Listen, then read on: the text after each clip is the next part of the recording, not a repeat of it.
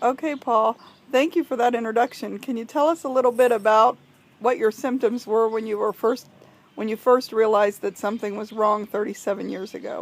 What were you doing and what was going on in your life? I was building a cantilevered rock wall between the flower beds in my house and the grass. It's in the afternoon, and suddenly it was a beautiful day, and suddenly I felt like a popsicle melting in the sun, and I lost all my strength, and I felt needles and pins all over me. So I went in, and we took me to my general practitioner at the time, and he suggested that I go right away to the hospital.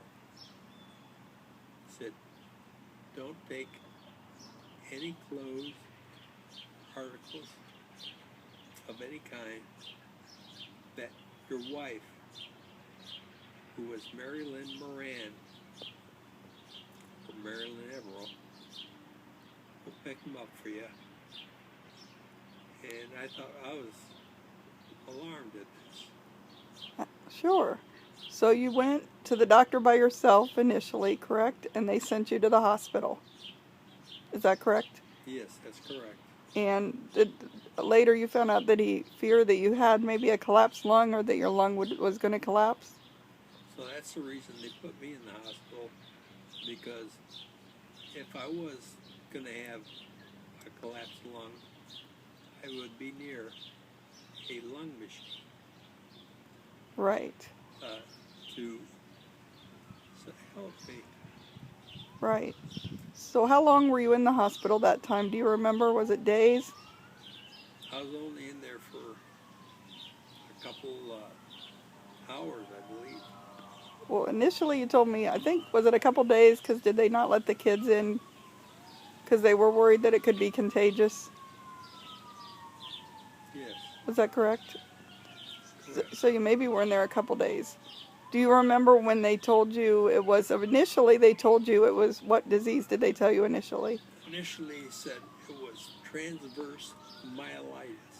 Right. Okay, we're going to stop the video now, Paul, and do another one, okay? So we can keep these kind of brief. Okay.